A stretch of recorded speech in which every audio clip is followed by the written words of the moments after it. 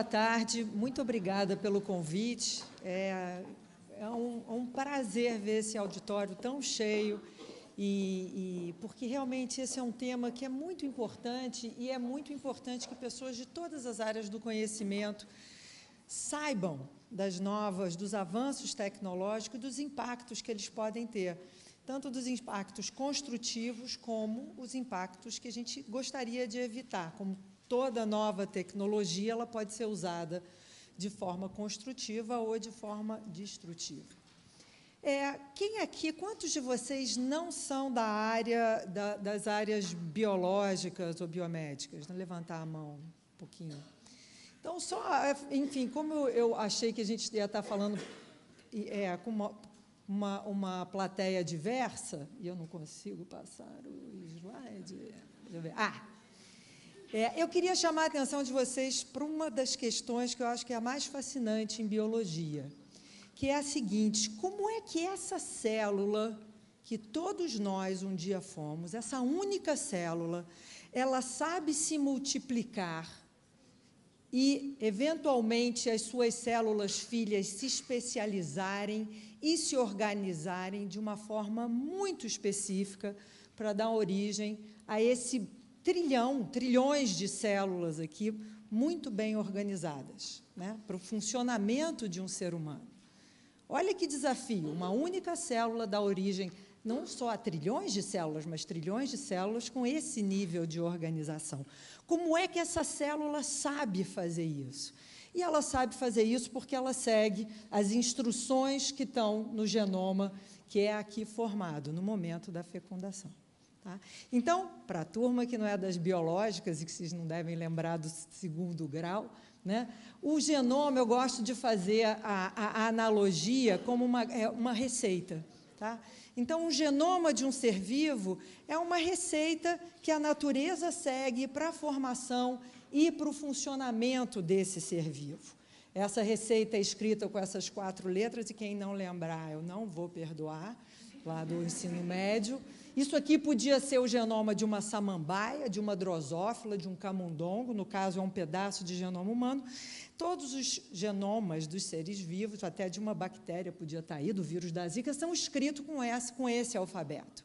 Tá? O nosso genoma é composto de 3 bilhões dessas letras. Tá? Então, se o genoma é uma grande receita, o que são os genes? Os genes são as instruções dessa receita. Cada gene é uma instrução dessa receita. Então, aqui nesse genoma, eu indiquei 3 genes diferentes. O primeiro é a instrução para fazer essa proteína, esse segundo é a instrução para que seja produzida essa e essa outra. As proteínas formam as células formam os tecidos e os órgãos que formam a gente. Então, é assim que um genoma tem, então, essas instruções para formar um indivíduo. E quando... Espera aí. Acho que pulou um... Bueno, deixa eu ver. E a gente tem que lembrar que o nosso genoma, ele está determinando todas as nossas características, se não determinando, influenciando, porque em muitas delas nós somos um produto dos nossos genes com o nosso meio ambiente. Então, a nossa aparência, o quanto de gordura a gente vai acumular no corpo, onde, a sua facilidade de produzir músculo, como você metaboliza açúcar, enfim, eu botei aqui várias dessas características nossas, até como você responde a um medicamento ou não, isso tudo, de alguma forma, mais ou menos, está sendo influenciado pelos nossos genes, tá? Como a gente vai envelhecer. E uma forma muito importante da gente ver, muito dramática da gente ver o poder do nosso genoma, é no caso das doenças genéticas, das doenças mendelianas, aquelas doenças causadas por defeito em um gene só. Então, por exemplo, se uma pessoa tem uma troca de uma dessas letras nesse gene específico, isso já é suficiente para que essa criança não desenvolva os seus membros e ela tenha essa forma de nanismo. Então, a gente tem nessas doenças, que são doenças raras, mas são doenças graves, a gente tem o defeito em um gene só causa um fenótipo, uma característica importante. Essas outras características nossas que eu coloquei aqui, as coisas mais comuns, a sua predisposição a ter hipertensão, a desenvolver diabetes, as doenças mais comuns, elas já são determinadas por várias alterações, várias variantes genéticas diferentes. Então, a forma como você vai metabolizar açúcar não vai ser o resultado só de uma alteração aqui, mas do conjunto de várias em vários genes, e assim por diante, mais o efeito do meio ambiente. Tá? Então, isso aqui é um curso rápido de genética humana 1. E aí, qual é o grande... A gente tem 2 grandes desafios hoje em genética humana. Primeiro, conseguir entender a genética por trás dessas características complexas, as nossas características normais, comuns, e as doenças complexas. Né? Quais são os genes que estão envolvidos na determinação da minha altura, ou da determinação da cor da pele, ou do tamanho do meu coração, ou da minha predisposição à hipertensão? Essas são características que são influenciadas por vários genes. E esse é um enorme desafio da genética humana hoje, é a gente entender que genes são esses. E é por isso que a gente está no mundo inteiro sequenciando literalmente milhões de genomas humanos para conseguir entender como é que essas pequenas variações estão influenciando. O segundo grande desafio em genética humana é a gente entender a função de cada um dos nossos 20 mil genes. Tá? E, para isso, e eu vou voltar aqui a essa história que a Santuza comentou, apertei várias vezes. A gente usa uma metodologia que é a criação de modelos animais para doenças, os chamados camundongos knockouts.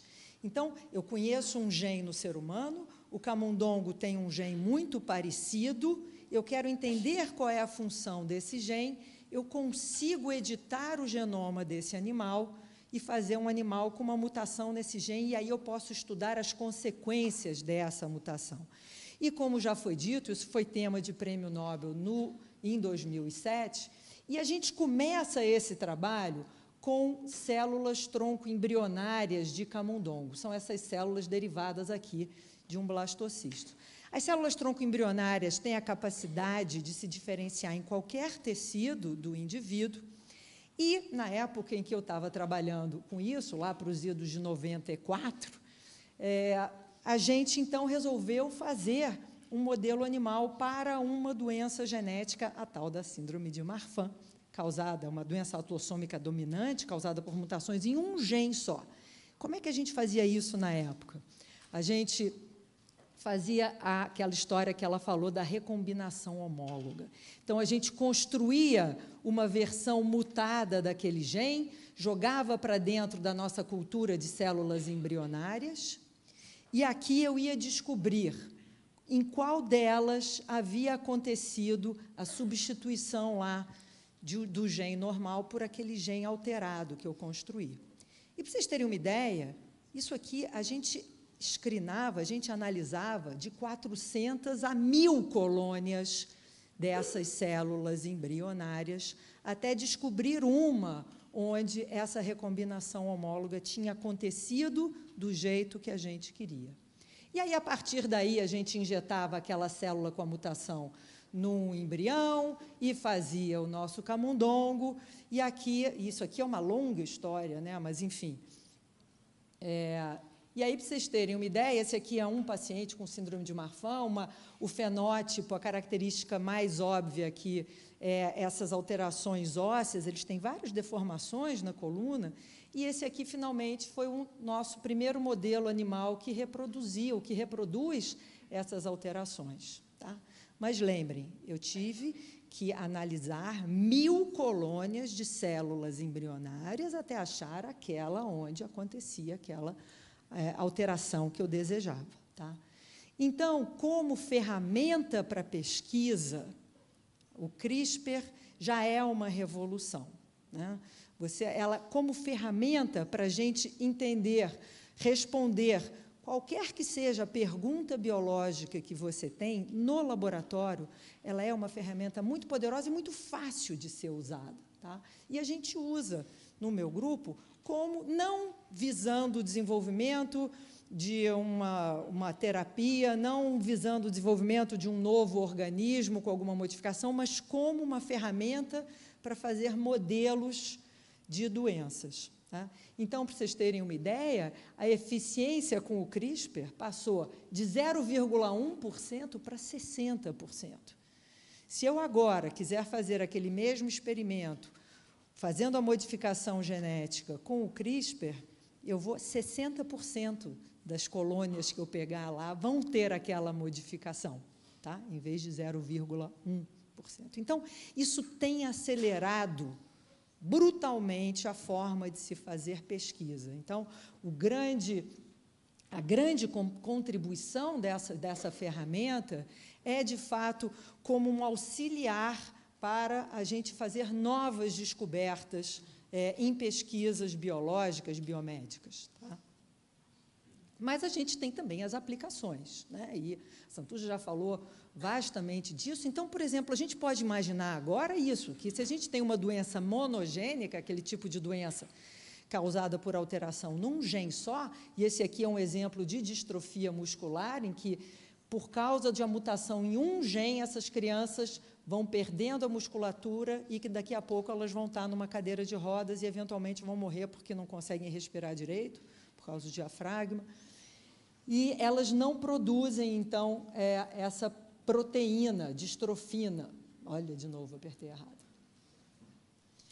Então, vários trabalhos em camundongos e já agora em animais maiores, em cachorro, mostram que a gente pode usar essa ferramenta do CRISPR para corrigir esse defeito no paciente. No paciente, por enquanto, é um camundongo e um cachorro, tá?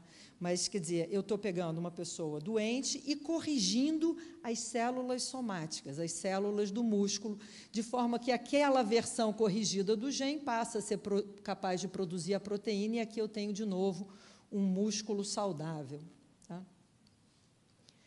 A gente tem também essa coisa das doenças infecciosas, e o que genética tem a ver com doença infecciosa? Tem muito.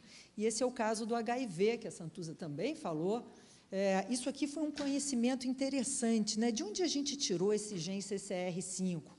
Então, a gente sabia, foram identificados parceiros de indivíduos HIV positivo que nunca se infectavam, e, eventualmente, se descobriu que essas pessoas eram geneticamente resistentes à infecção, e aí foi descoberto esse papel desse gene CCR5. Ele é um receptor que existe nas células do sangue e que é necessário para que o vírus entre, infecte aquelas células. E essas pessoas eram naturalmente, elas não tinham esse gene, elas eram mutantes naturais, nunca tiveram nenhum problema de saúde, e a gente, assim, descobriu. E o primeiro tratamento, a primeira cura de HIV foi feito com um transplante de medula óssea, em que o doador era um doador naturalmente mutante para esse gene CCR5. Então, o indivíduo HIV positivo, depois do transplante, passou a ser resistente, as suas células do sangue passaram a ser resistentes à infecção por HIV. Se a gente pretender tratar, quer dizer, achar um doador compatível para um transplante de medula óssea já é uma coisa difícil. Se ele, além do mais, tiver que ser mutante para o CCR5, né, ferrou. Então, usando técnicas de edição de genoma, isso aqui ainda é com uma técnica um pouquinho menos eficiente, estão fazendo ensaios clínicos para se fazer um autotransplante para esses pacientes HIV positivos. Então, nesses autotransplantes, são retiradas as células da medula óssea, elas são editadas in vitro, no laboratório, onde esse gene é deletado, e elas são colocadas de volta naquele paciente. E, a partir desse momento, ele vai passar a produzir células do sangue resistentes à infecção por HIV. E isso, atualmente, se encontra em ensaio clínico, tá? Para ver se isso aqui de fato, funciona. Enfim, tem já a coisa publicada. E aí, como a gente não aguenta, né, então, por enquanto, eu estou falando para vocês de correção de defeitos genéticos, de alteração de genoma de células somáticas. Mas, puxa vida, e se eu pudesse evitar o nascimento de crianças com aquela doença genética, né? Se eu pudesse, desde o começo, consertar todas as células daquele indivíduo. Para eu consertar todas as células dele, o melhor é eu começar quando ele é uma célula, né? E daí vem essa ideia da gente corrigir, editar o genoma de embriões. Então, isso aqui foi um primeiro trabalho mostrando que isso era possível. Eles pegaram uma família, um casal, em que existe essa doença cardíaca, essa hipertrofia aqui do músculo cardíaco, e que é uma doença causada por uma alteração em um gene só. Tá? Então, eu acho que o marido era o portador, então ele é azão-azinho, lembram? Azão-azinho.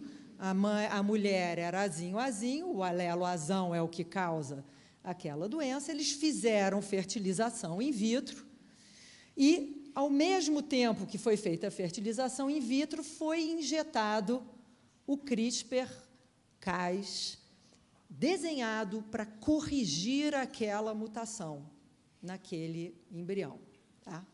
E aí, como a Santuza também falou, foram gerados vários tipos de embrião, desde embriões corrigidos, completamente corrigidos, maravilha, deu certo, até embriões nada corrigidos e embriões em que você tem células que foram corrigidas, células que não foram corrigidas, células marronzinhas onde aconteceu alguma outra coisa que a gente não queria. E esse experimento foi muito importante para mostrar duas coisas. Primeiro, é possível editar o genoma de um embrião humano, e dois, ainda não é nem eficaz nem seguro. Tá? Isso é a mensagem desse artigo, é essa. Tá? E aí, aqui, eu queria chamar a atenção de vocês, porque é quase que irresistível, né? Por que não pode usar nesse caso? A gente sabe que essa mutação vai fazer mal, né? Por que eu não posso corrigir nesse momento? Bom, primeiro porque a técnica ainda não está pronta para isso, por causa aqui desses outros embriões, esses outros efeitos. Talvez um dia ela esteja pronta. Hoje, ela ainda não é eficiente, segura o suficiente. O outro ponto que eu queria falar para vocês é o seguinte: um casal que seja assim, ele seja azão-azinho e a mulher seja azinho-azinho, qual é a porcentagem de embriões que vai ser afetado? 50%, todo mundo, né? Não seria muito mais fácil eu fazer a fertilização in vitro e simplesmente escolher aqueles embriões que não herdaram a mutação? E nós fazemos isso não é uma técnica Guerra nas Estrelas, não é uma técnica barata, mas não é muito menos Guerra nas Estrelas do que isso. E se o ponto aqui é evitar o nascimento de uma criança com aquela alteração genética, essa é uma técnica muito mais segura e eficaz, o diagnóstico pré-implantação. Então, a princípio, eu não consigo imaginar uma situação para doenças mendelianas, doenças monogênicas, em que você justifique toda essa complexidade e esse risco, quando você pode simplesmente tirar uma célula de cada embrião, fazer o diagnóstico para a implantação e transferir somente aqueles que não herdaram aquela mutação. Mas, enfim, então, só lembrando de como é que a pesquisa séria ela caminha a partir de resultados no laboratório. A gente começa com uma fase 1 de ensaios clínicos. Esse passo do camundongo ou do cachorro para o ser humano é um passo enorme. E o que os ensaios de fase 1 querem demonstrar é segurança, antes da eficácia. O que é fundamental, antes da gente seguir em frente, é segurança. E, a partir da segurança, então, você pode começar a trabalhar para demonstrar eficácia. Tá? Os primeiros experimentos já publicados sobre a edição de um embrião, e aqui eu não estou falando da célula somática, tá? Estou falando do embrião, eles demonstraram falta de segurança. E, para mim, isso já era suficiente para justificar a gente não fazer isso, pelo menos agora. E aí veio o chinês que fez, e a justificativa dele é que ele queria criar crianças, gerar crianças resistentes a HIV. Então, para isso, em vez de, como é aquele caso do transplante da medula óssea e tal, não, ele fez embriões com deleção naquele gene CCR5. Tá? Na melhor das intenções, porque acho que queria aparecer também, mas, enfim, querendo criar crianças que fossem completamente, desde sempre, resistentes. Tem agora, essa semana passada, ou essa semana, tem uma notícia na Nature de um pesquisador russo que diz que quer fazer a mesma coisa, e a justificativa dele é a seguinte: eu vou fazer para casos em que a mãe é HIV positivo. E se a mãe é HIV positivo, existe um risco daquele bebê ser infectado no parto. Então, ele justifica, faz lá um malabarismo mental para justificar por que ele quer fazer isso, só que ele está esperando permissão do governo russo. Veremos o que acontecerá. Tá? Bom, enfim, e com isso, essa aqui é uma capa do Economist que eu achei divertida, falando em a gente ter agora a possibilidade de editar a humanidade, e se eu fosse vocês, eu reveria aquele filme Gattaca, que fala muito, não só da gente, ao nascimento, saber todas as nossas predisposições genéticas, mas, durante a fertilização in vitro, eles já ofereciam dar uma turbinada no DNA do bebê, né? Será que é para isso que a gente está chegando, né? E aí foi interessante essa capa aqui, que tem o QI alto, não quer que seja careca, e, enfim, baixo risco de Alzheimer, que são todas daquelas características que são determinadas pela ação de vários genes ao mesmo tempo. Tá? Então, não vai existir uma modificação genética que vai fazer isso, se é que algum dia a nossa sociedade vai achar ético fazer essas modificações por causa dessas características, e a gente nem conhece que genes são esses. Pode ser que um dia a gente conheça, enfim, eu trabalho para isso, né, de alguma forma. E aí, finalmente, esse último ponto que a Santuza também falou, que é você atirar no que viu e acertar no que não viu. Então, o chinês, com a melhor das intenções, quis criar crianças resistentes a HIV, e aí um grupo fez uma pesquisa com um banco de dados de genomas europeus, genomas ingleses, e foi ver a longevidade das pessoas que naturalmente têm essa mutação. Essa mutação existe na população europeia com maior frequência, e o que só fazendo essas análises estatísticas eles mostraram é que essas pessoas homozigotas para essa mutação têm um fitness menor. Eles têm aqui, se a gente olhar a probabilidade de sobrevida com a idade, essa curva aqui abaixadinha são desses homozigotos. Então, isso também é uma lição de humildade para a gente não entende ainda todas as leis que regem o nosso genoma. Tá? Se pensar na engenharia, nós somos capazes de construir isso aqui, a gente é capaz de fazer um World Trade Center e várias coisas incríveis, porque a gente conhece muito bem as leis da física que regem, né, essas estruturas. Então, a gente pode sair inventando uma série de estruturas. Nós ainda não conhecemos tão bem assim as leis da biologia, as leis da genética. Então, a gente também corre o risco, como ficou super bem ilustrado nessa história aqui, com esse desfecho, da gente atirar no que viu e o tiro sair pela culatra. E então, a gente tem que proceder com muita cautela. Tá bom? Então, enfim, era isso que eu tinha para falar. Obrigada.